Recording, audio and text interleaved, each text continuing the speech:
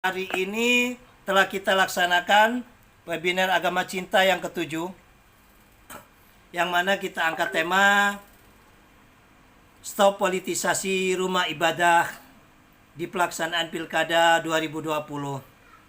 Tema ini sengaja kita angkat karena kita teringat apa yang terjadi di Pilkada DKI Jakarta, yang mana politisasi rumah ibadah khususnya masjid sangat kuat dengan politik identitasnya. Mulai jual ayat sampai jual mayat. Bahkan yang lebih ngeri sekali, apabila tidak memilih salah satu paslon, maka pihak DKM ataupun takmir tempat ibadah tersebut tidak menyolatinya. Ini sungguh sangat miris. Mungkin hal ini tidak terjadi hanya di DKI Jakarta.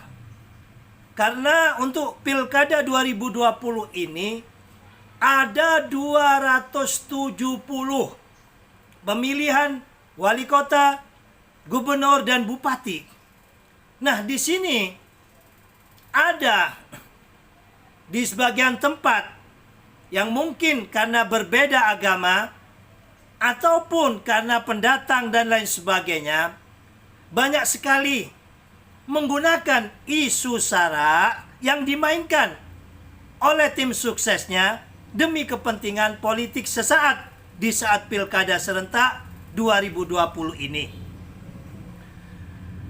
Nah, di sini perlu goodwill kita semuanya, terlebih-lebih para tokoh agama, bahwa kita ini adalah pengemong.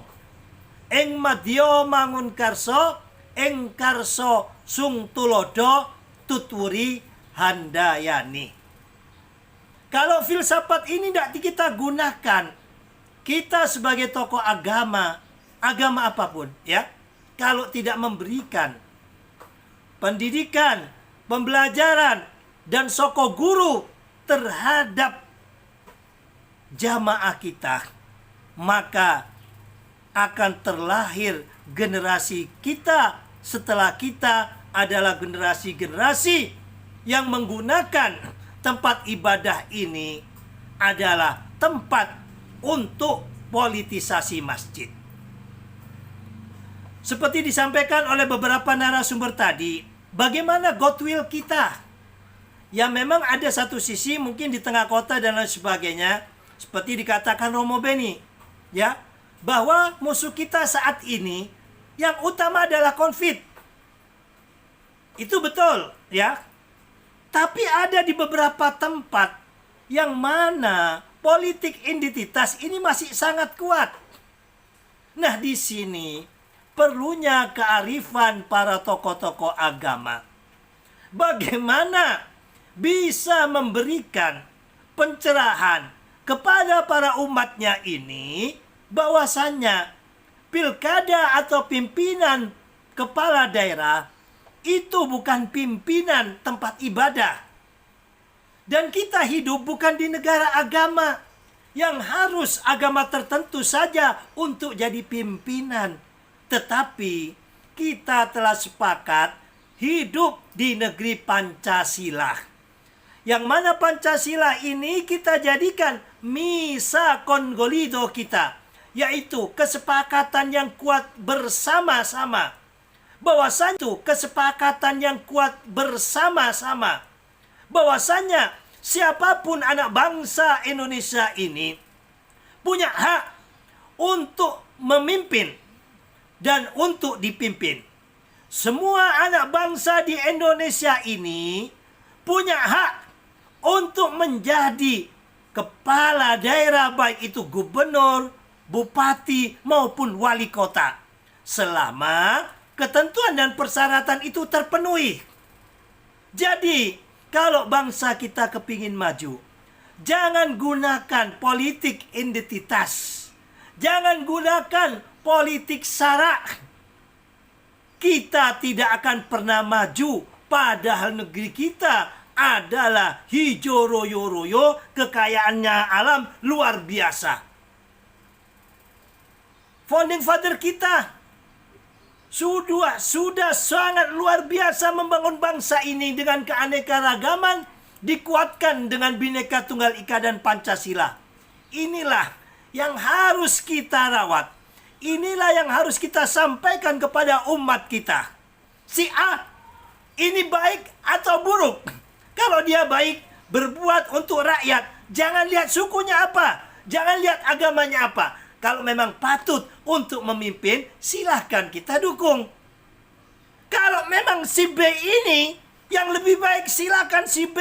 Jangan melihat paslon si A atau si B karena agamanya, karena seiman, tanpa tahu bagaimana kredibilitas, keahlian, dan kemampuannya di dalam memimpin daerah kita. Zaman Orde Baru, Indonesia dibangun dengan sentralistik. Semuanya dari pusat. Pasca Orde Baru atau era reformasi ini, ya, kekuatan bukan hanya pada sentralistik.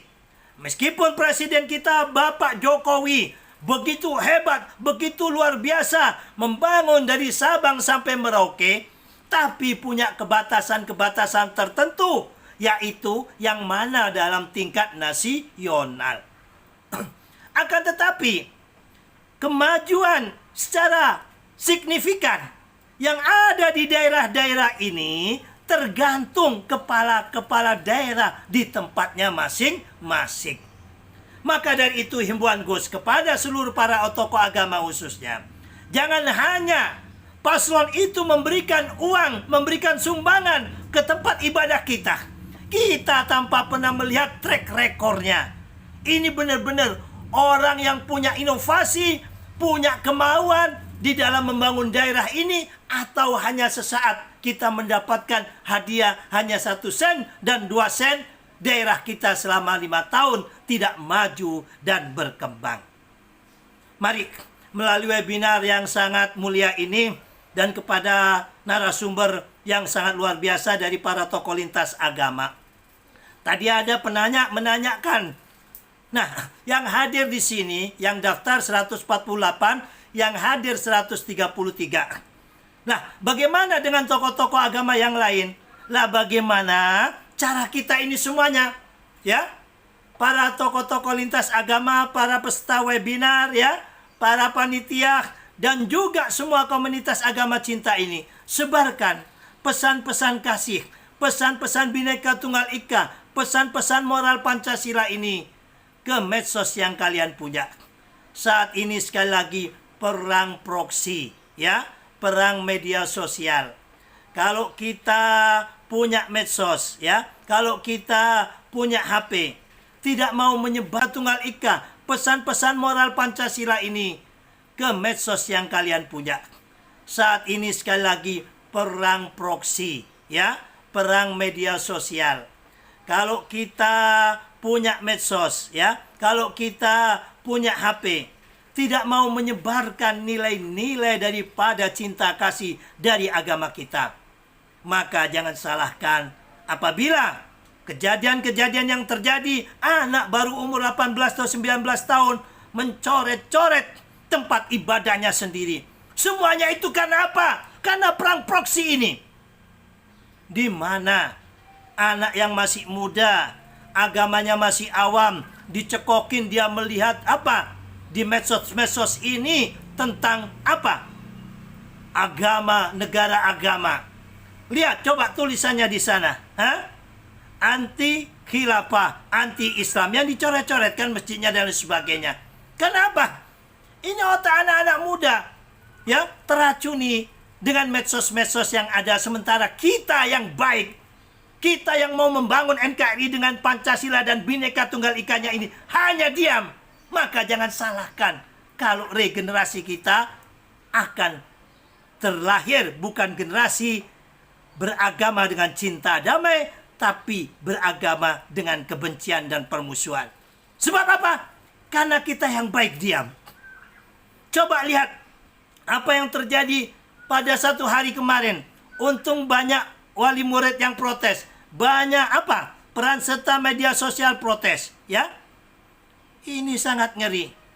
Salah satu kanwil pendidikan, ya, mewajibkan kepada anak murid yang SMA untuk meresum, membaca dan meresum dan mengumpulkannya hasil resum ini dari salah satu buku yang mana dia itu mu'alaf ya, dan tokoh daripada kelompok-kelompok yang anti Pancasila atau kelompok Khilafaisme.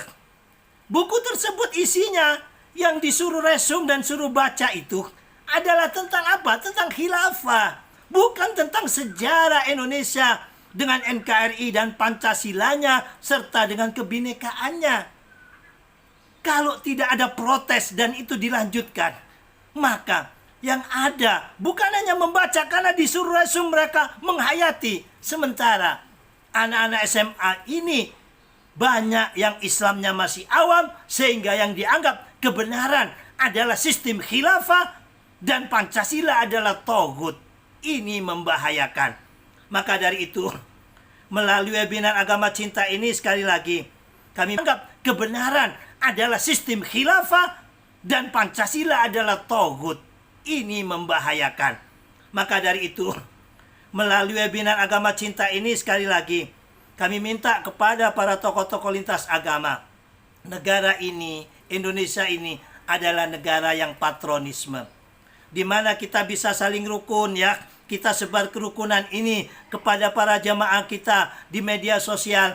Nah, di situ akan dilihat oleh para jamaah kita yang awam bahwa guruku, ustadku, kiaiku, romoku, suhuku, pedandaku, biksuku, ya, itu bisa akor dengan agama lain. Maka menjadikan dia mau tidak mau akan bisa akor. Tetapi kalau kita tidak pernah berkumpul, sementara pengajian-pengajian yang ada, ceramah-ceramah yang ada, banyak hate speech yang disampaikan, kebencian, intoleran dan lain sebagainya. Apabila kita tidak lawan dengan nilai-nilai agama dan cinta kasih, maka mereka akan menyerap apa yang mereka lihat dan apa yang mereka dengarkan. Mudah-mudahan apa yang kita lakukan ini tidak bisa kita nikmati untuk kita saat ini, tetapi kita yakin may yazra yaksud, barang siapa menanam pasti kita akan mengetam.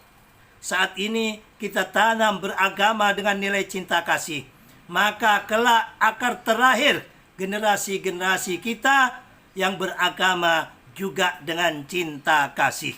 Kalau kita diam sementara kelompok sebelah kerjaannya selalu menyala-nyalakan pemerintah dengan adu domba, dengan hoax dan fitnah, serta menjelek-jelekkan Pancasila kita, apabila tidak kita counter dengan nilai-nilai agama yang cinta akan bangsa, agama yang cinta akan negerinya, maka lahirlah generasi kita yang tidak cinta lagi kepada Pancasila dan NKRI. Sekali lagi, jangan pernah bosan untuk mencintai Indonesia kita yang luar biasa ini. Mudah-mudahan acara kita dicatat, ditulis sebagai amal soleh oleh Tuhan Yang Maha Esa, sebagai amal bakti kita di dalam mengisi kemerdekaan Indonesia yang ke-75 tahun menuju Indonesia maju. Terima kasih. Salam agama cinta, salam cinta damai, salam Pancasila, salam Bhinneka Tunggal Ika, merdeka. Assalamualaikum warahmatullahi wabarakatuh.